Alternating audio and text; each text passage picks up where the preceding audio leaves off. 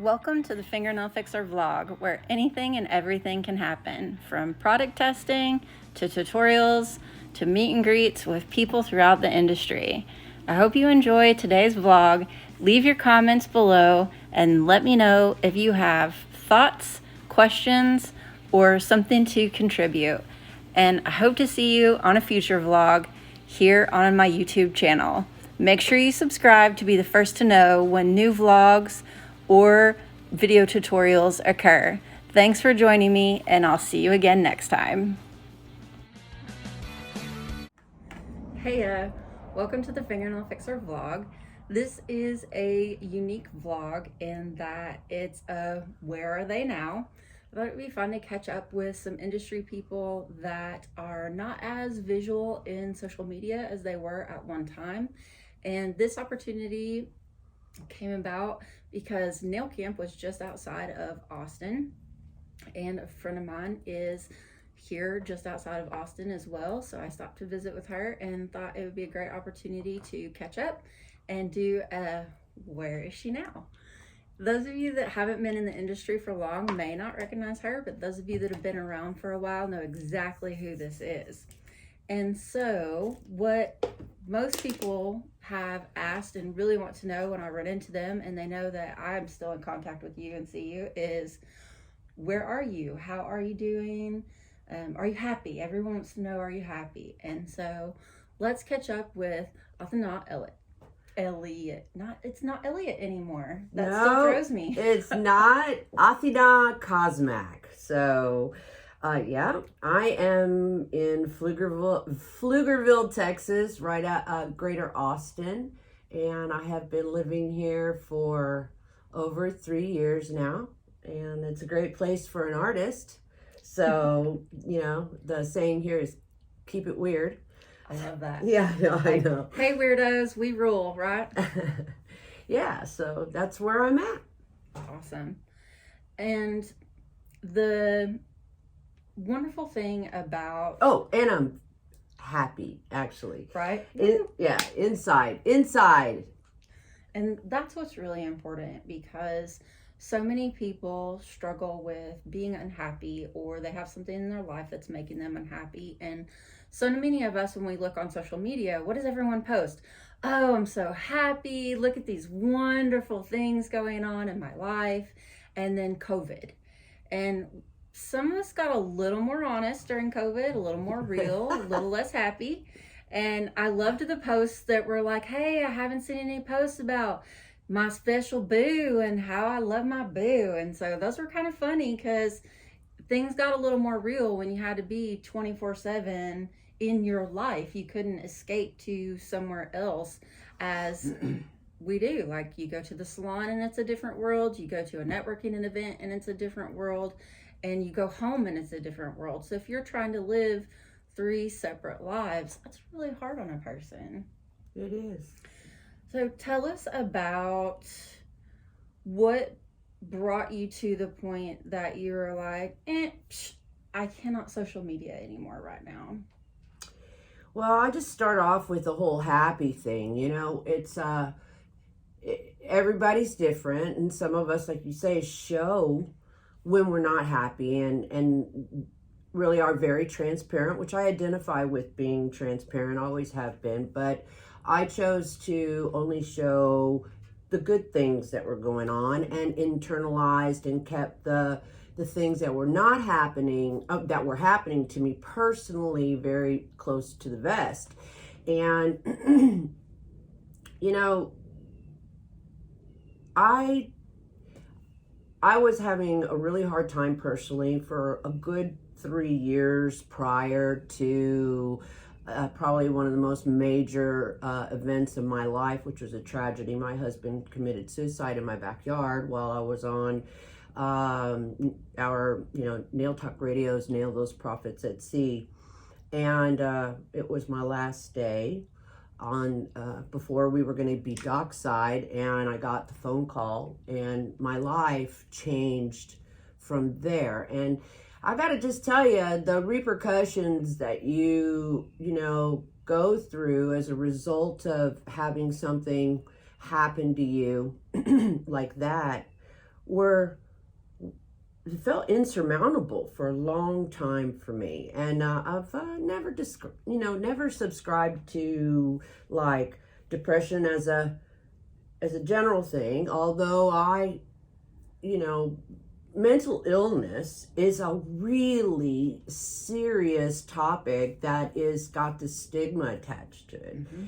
And while I was suffering from situational depression for a long time after that, I wasn't getting the type of help that I needed for those 3 years prior to the event. And so I threw myself hard into my work, into the nail world, which is, create. And I was on some great paths. I mean, I really felt like I was doing some great things. Some of us work better under pressure than others. Mm-hmm. And that's what happened to me.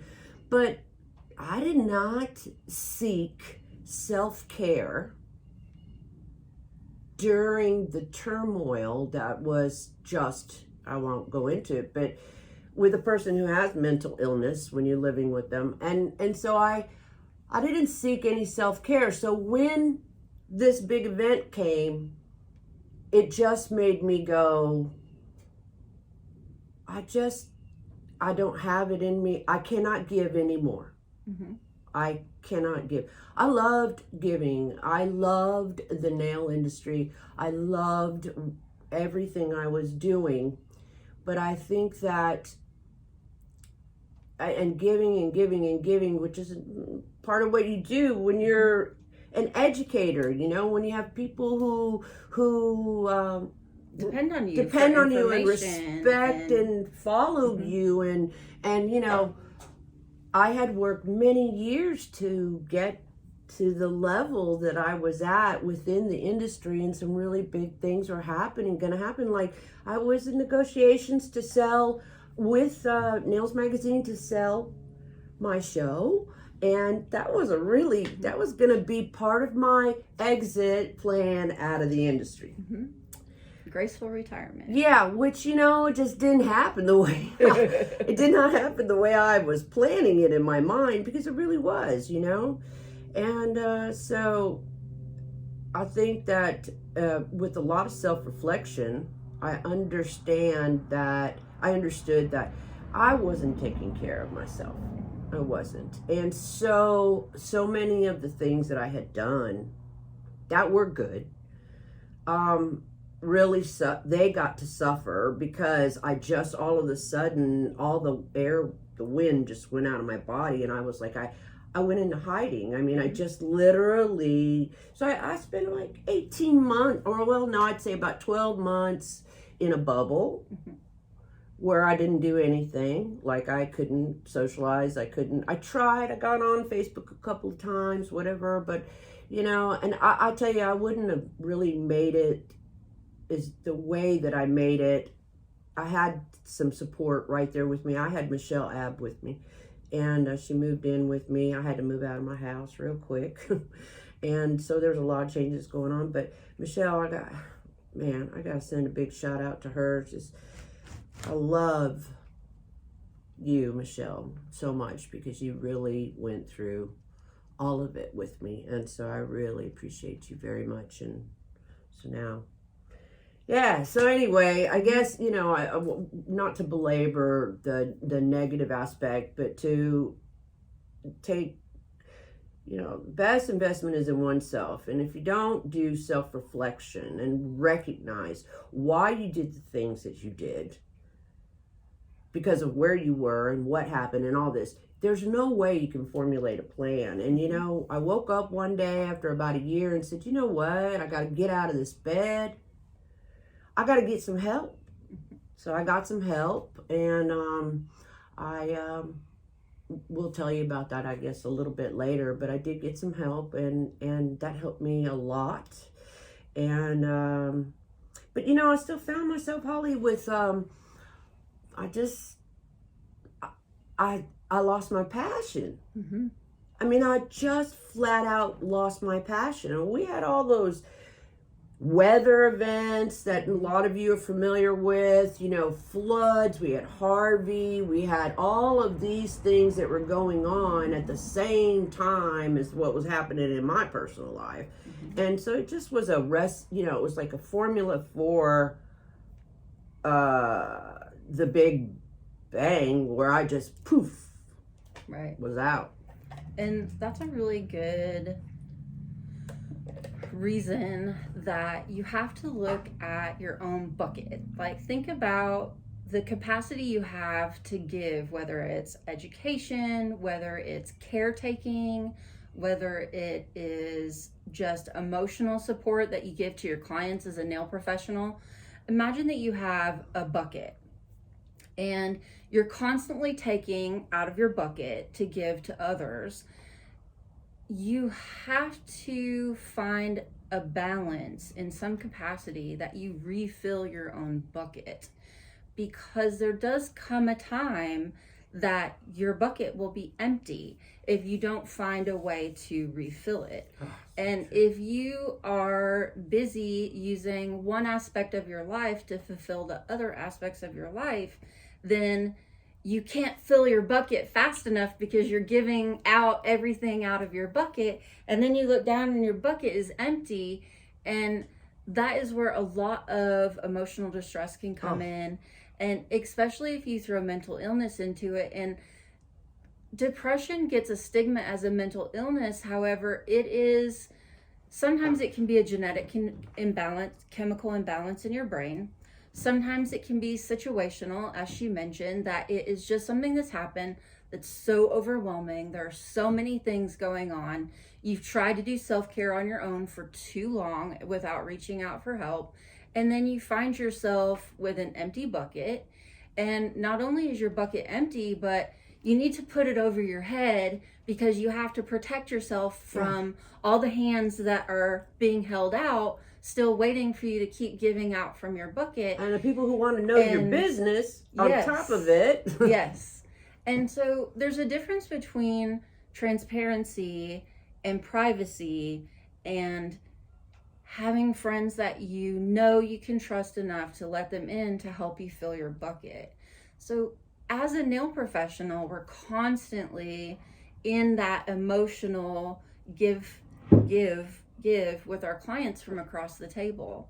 So even if you're not an educator or in a position that you're running a lot of events for the industry, you can still find yourself giving everything you have just to your clients across the table. Sure. So make sure that if it's not a friend that lets you unwind and refill your bucket, that you do find someone to talk to, whether it's a therapist, whether it's a group, an online anonymous group online, because sometimes pride keeps us from talking to people, because who wants to say, life is too much, I can't handle it all. Right. And I've said that on the blog a few times, especially after COVID and after I started using new products. I'm like, I've used one product since a year after I graduated from school, and I feel like a student again, yet I should know so many more things. But when you use a new product, all the things don't necessarily apply to the new product you're trying to learn.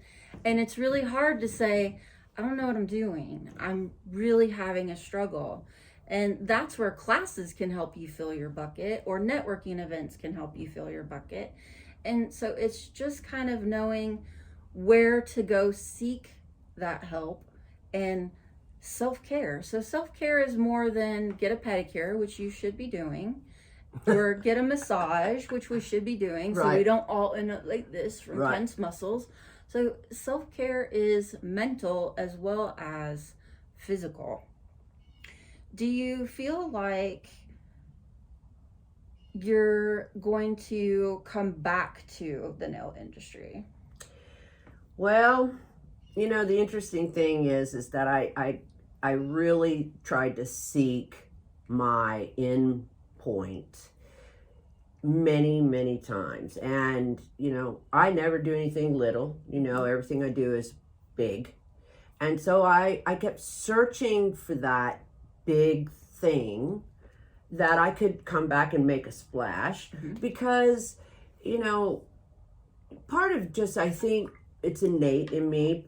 I mean, I live in Texas, you know, I like to say Everything's big in Texas. go big or go home. Big And and I'm an Aries. Well, I don't have big hair, but you know, I'm an Aries, and we just do things really big. And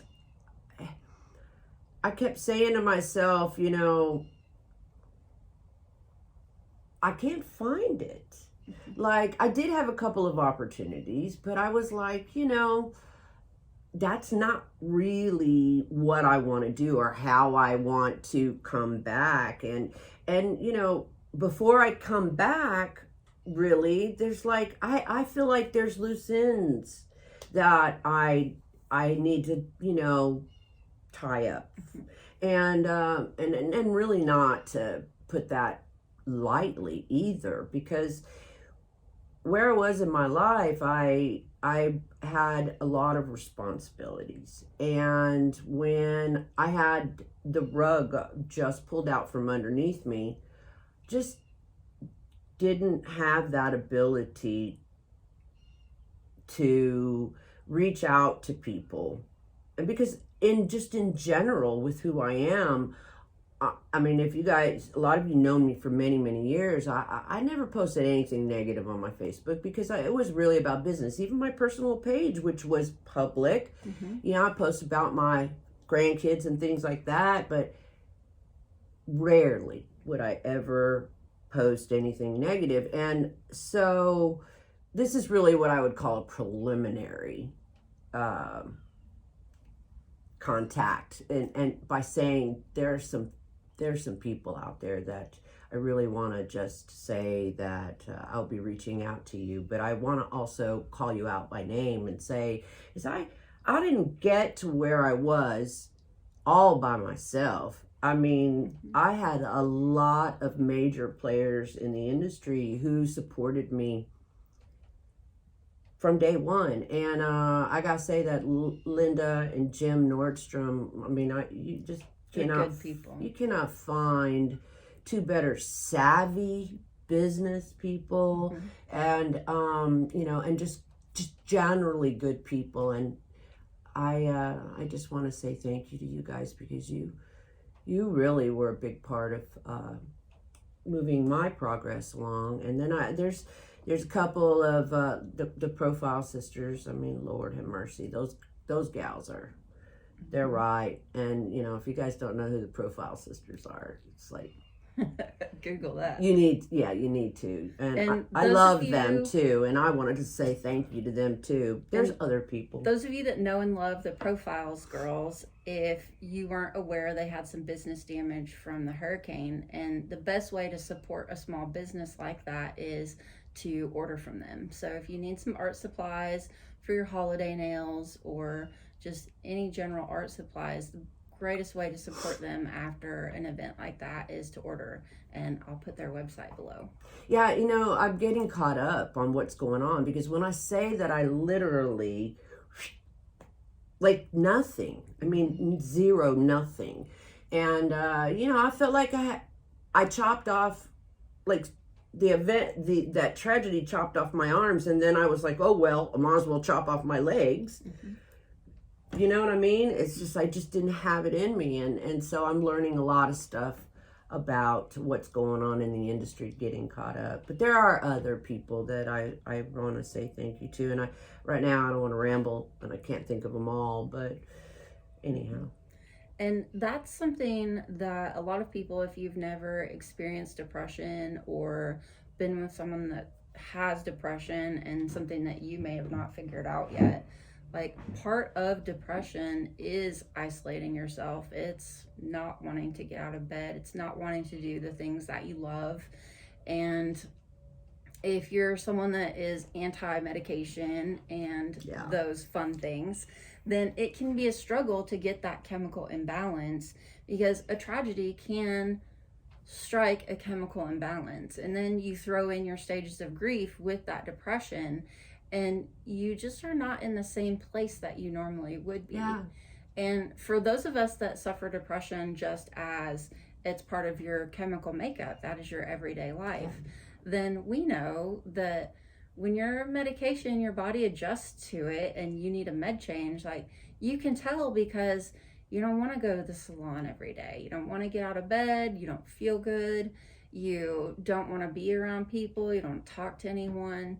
And COVID really, all of that home time and then trying to recover from what it did to our businesses really was a huge trigger for a lot of us to kind of make that more available as far as, wow, depression is really a thing. It's not something that, and don't get me wrong, some people use that as a crutch, but you can use it as, okay, I have depression. What am I going to do about it? How am I going to be proactive about my depression? It's no different than anything else. You know, if your child has diabetes, are you going to deny them medication because, you know, I just don't want anyone to stigmatize my kid with diabetes? Of course you're not.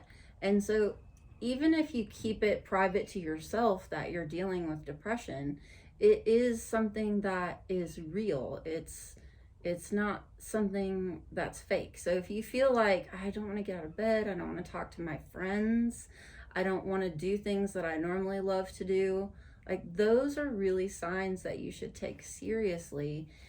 And it doesn't always have to be a major life event. It doesn't. Sometimes it creeps up on you really slowly because you've slowly drained your bucket. And the next thing you know, your bucket is empty and you just don't know what to do with yourself. You just feel like you don't have anything left to give. And maybe you don't want to give anything anymore. Maybe you don't care. That's a really big hallmark of you just don't care. Yeah. Like you don't care that you don't want to get out of bed. You don't want to brush your hair. You don't want to get dressed. I was in this impenetrable bubble that was, I kept trying to pierce through. I was like, why can't I get out of this feeling? Why can't I move past this? I want to move past this feeling. And I could not do it. Mm-hmm. And I don't know what happened, but one day after a year, I just, somewhere said, get up, go to the doctor, you know, and what changed my life was hormone therapy, actually. I didn't take any antidepressants, although it didn't mean I didn't need to be on them.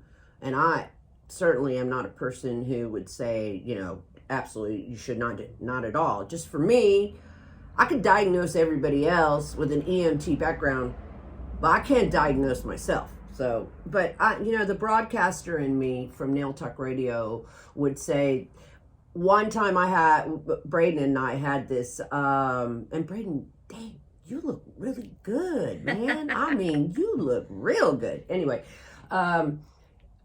we had the show on sex trafficking, and it was a very important show, and it was the least listened to and viewed. And, you know, well, because people want to think that doesn't happen here. Well, they don't want to be uncomfortable. So this right here and what we're talking about, really about self-care and about how it can guide you, and, you know, and where you're going to end up after you have things happen to you is really an important thing. And Holly makes a lot of really good points. And so while maybe you might feel like we're speaking to you, or you might feel it's something somebody else needs to hear or see, yeah, definitely pass it on, because there's situational depression, there's genetic depression, there's postpartum depression. Yeah. And so if you notice one of your friends even is acting out of character, they don't want to go out anymore when they used to always want to go out, touch base and just say, hey, you talk to anyone? Like, I just want to scoot you this website because I love you. So after all of this, when you have, and I don't want to use the word recovered, because depression isn't really something you recover from. It's something you learn to live with, and it's a daily battle to choose to get out of bed. It's a daily battle to choose to do the things that you love.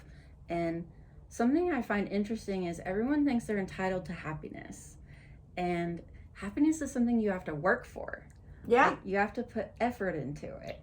And so what are you doing now to take care of yourself? What are you up to? Well, first I want to say that for me, my depression was definitely a longer term situational depression. And once I went and got hormone therapy, my doctor said, she did all my testing and my hormones. She goes, how do you even get out of bed? And I was like, well, I have to get out of bed now. It's been You have a year. to pay the bills. Yeah, exactly. And so, that really did change my life.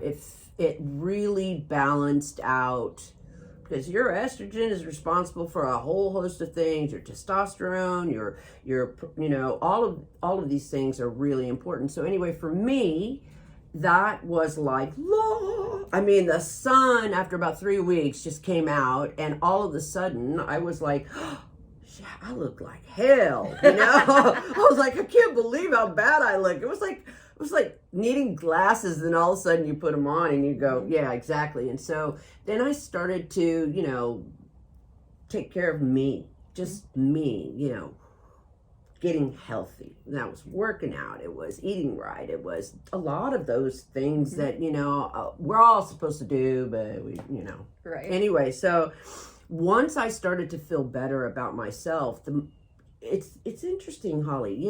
When you're a person who projects, whatever you project is really what you're gonna get back, right? And so, even though I had always projected happiness on the outside, like those 3 years prior, boom, boom, boom, working, and I'm happy, but really and truly, what you project is what you get back. And now, when I all of a sudden started to feel really good about myself, then the people in my life started to kind of change a little bit, and I started to attract other, people, whatever.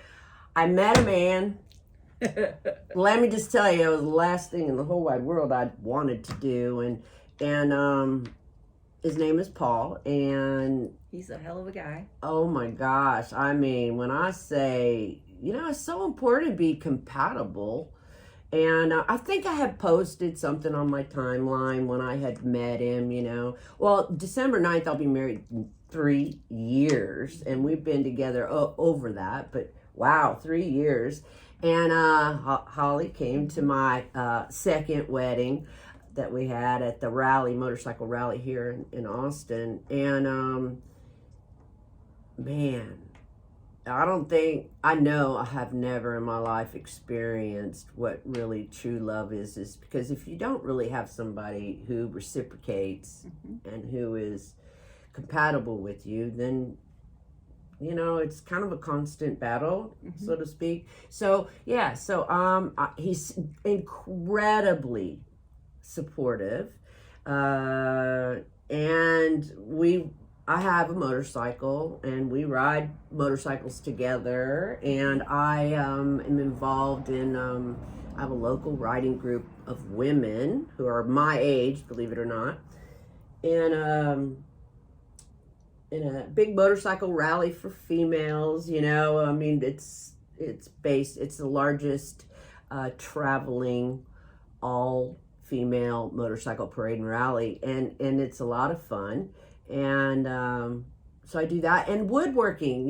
When you guys knew me, I was kind of dabbling in that, and when I left, I should say, right before I left, and I was doing a lot of epoxy. But now I'm a wood carver. Taught myself how to carve with a chainsaw, and also power tools. I got power carving, and I do that. I do have a couple of clients that I take care of in Houston, but for the most part, I have a garden in my backyard, and I for the most part, that is fulfilling.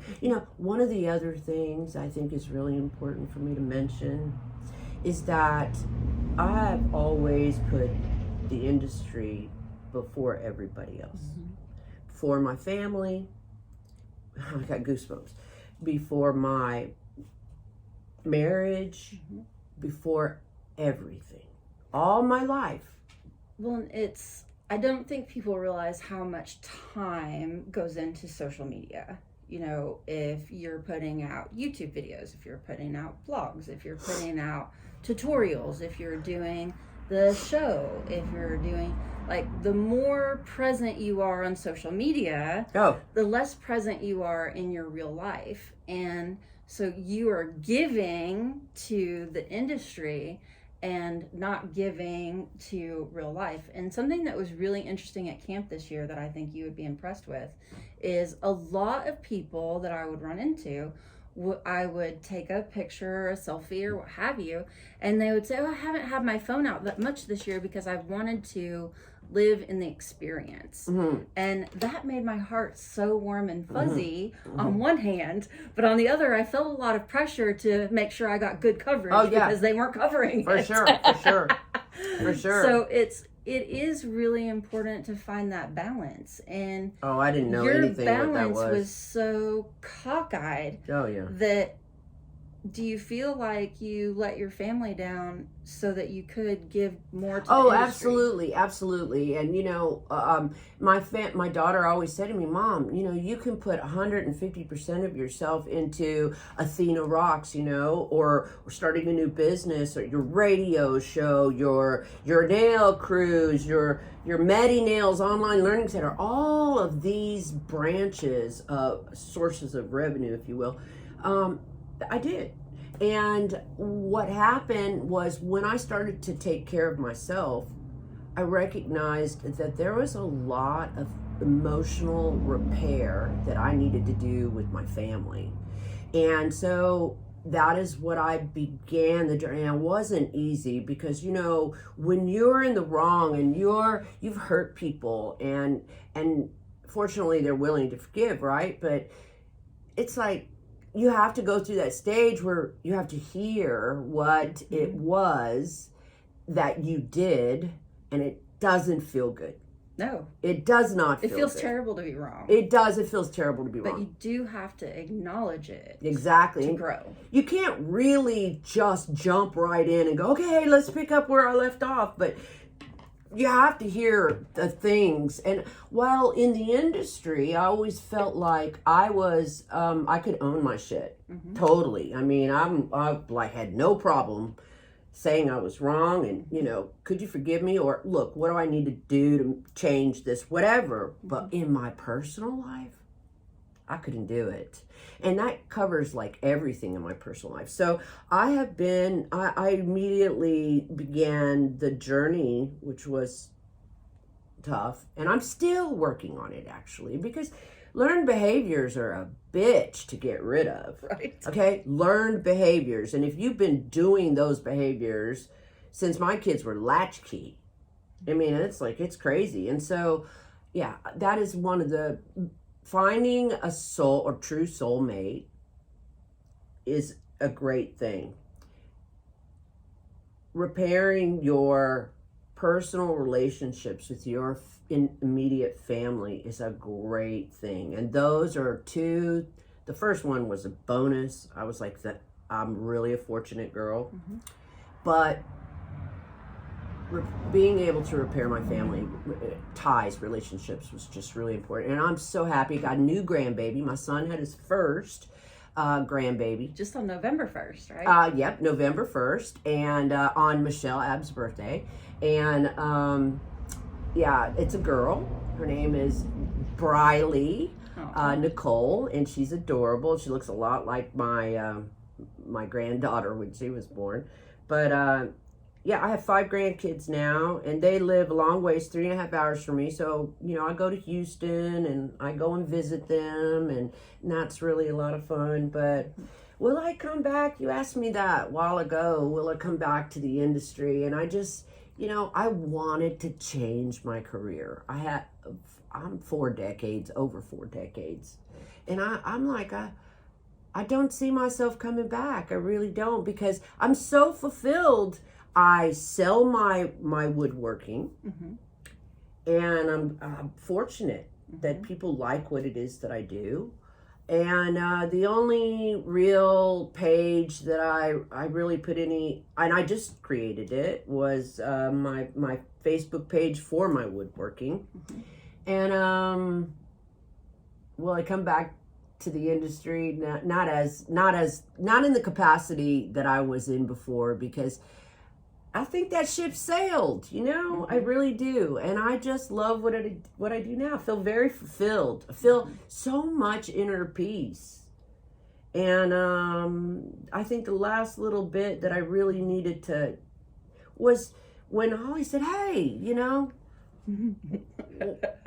what do you think about having Hop on and tell them where like, you're yeah, happy." I was like, yeah, you know what? It's like carpe diem, seize the day. Let's do it. And I was like, sure, why not? And I'm really happy that you actually asked me to do that. And it wasn't really a plan. It was just a real right. kind of a last minute thing. Let's brush our hair because we were sitting around in our pajamas. Yeah, Brush our hair, put some hoodies on, and call it good. Well, we have a bunch of errands to run, so you know we're in the process of getting ready for that. Because you know, listen, I'm in my wood shop, right? And trust me, I don't look like this, which I'm always dusty, which you know, when you ride motorcycles, when you're with a group, I'm not in a membership or a patched group. I'm in an enthusiast group, there you you know, go. like motorcycle enthusiast.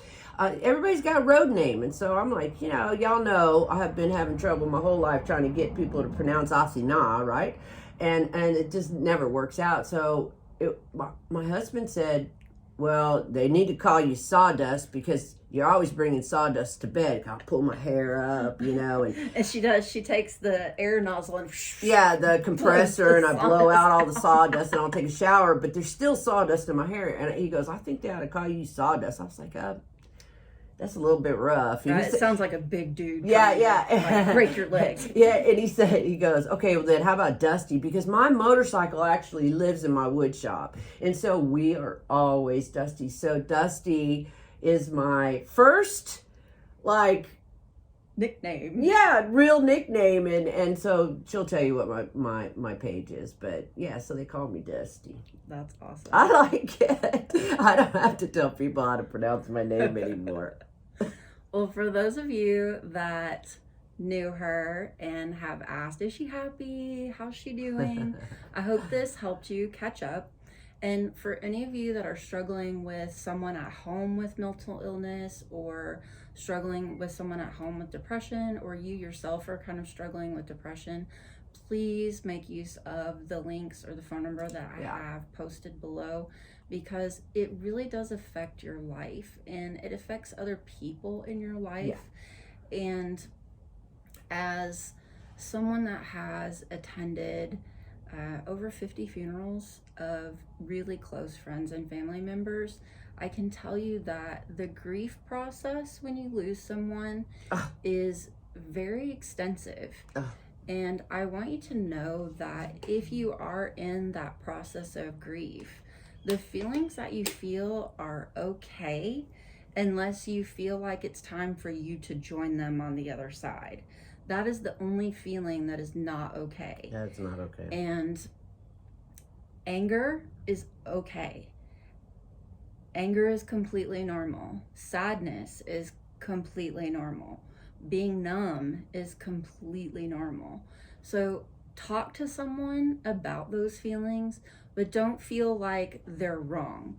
Don't feel like, oh, I'm a bad person because I'm angry at someone that died that I love, because that's part of the grieving process. You're angry that they left you. Yeah. You're angry at the things you have to go through, and that is literally one of the stages of grief. And if you find yourself thinking, oh wow, I had no idea that educators gave so much of themselves, support your educators. Oh God, you don't even really love. know. Like, go to their classes when they hold classes. And if it's someone that you know does a lot of free content, like if they have constant YouTube tutorials, constant Instagram tutorials, or Facebook tutorials, send them a gift card for Christmas, or send them a gift card for their birthday, just as a surprise, because educators really give a lot of their time without compensation because they love the industry. It is their passion, and they're not looking for that recompense. They're not looking for something in return. It's literally what drives them. their repayment is the happiness and the fulfillment they got from helping you. Yeah, because money isn't the motive when you start out as an educator in the nail industry, and because you love it. And some people, I've said this for many years, is that initially some people start out because they want recognition, and then they find out that recognition doesn't really pay the bills unless you're smart enough to take your recognition and turn it into something that's for profit, which, by the way, this one right here, everything comes out of her pocket. Absolutely everything. And I'm telling her, look, her and I have been talking about a plan. We did. We talked about a plan because, like, who is sweeter and who is more well known, really, than the girl next door, nail tech, who's awesome. That's right. So, yeah.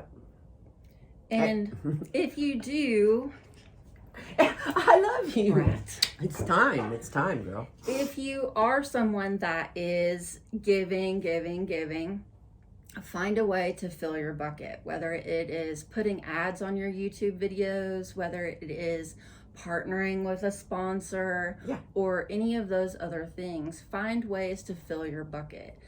Nail camp that I just came from is one of the ways that I enjoy filling my emotional bucket, because it's all the hugging.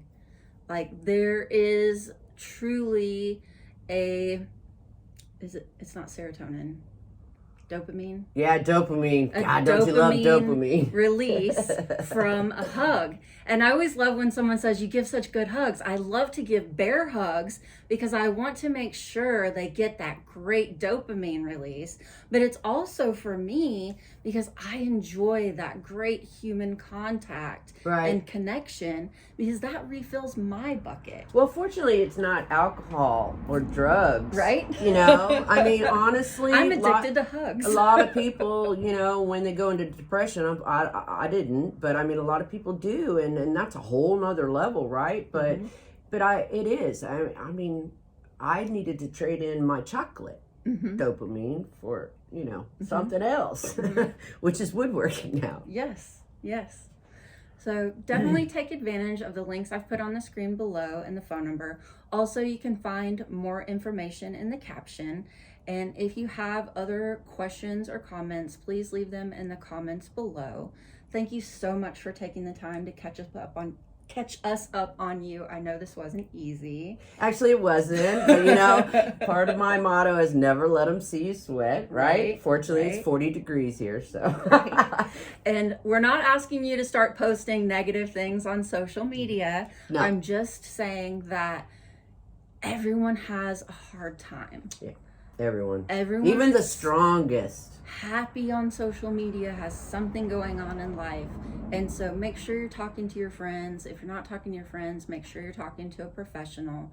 And remember that true strength lies in the ability to get help. Yeah. Oh, that is so poignant. Really. Very poignant. You're right. I mean, it's like she drops the mic on that I one. can do it all myself is not strength. No. That's arrogance. Yeah, that's so true. Strength is going... And pride. Help me. I need you. Yeah, it's pride that keeps you from doing that. But I did want to say congratulations to Jessica on expanding over here to Texas. That's fabulous. Yeah, it's cool that she's taking it all over. Famous names for all your new products that you guys have launched. That's really cool. The Relief Pedicure is so she's amazing. been getting me updated on that. And also, big shout out to Geneva, whom I absolutely adore, since we've known each other since 1996. Yeah. And she's got your project on the wait list. Oh, I do. I told her all about the Indian bust that I have to carve. But anyway, so thank you guys for tuning in and for sharing this with friends who might, need a little insight or a little bit of encouragement. Because while so much of what happened, in my life, I came out really lucky, because I lost everything. Right. Not just Your spouse. my your spouse, home. my home, my money, my. It felt like you lost your identity. I lost with my your identity. Depression. Oh, I did. I completely lost everything. And, you know, it's like now I'm back. I'm better, way better. But I'm just in a different, it's like a different place. And I'm happy. And that's okay. Yeah. So you guys take care. Let me know in the comments who else you would like to know. Where are they now? And I will reach out to them for you. Mwah. Love you guys. Thanks Bye. for joining me.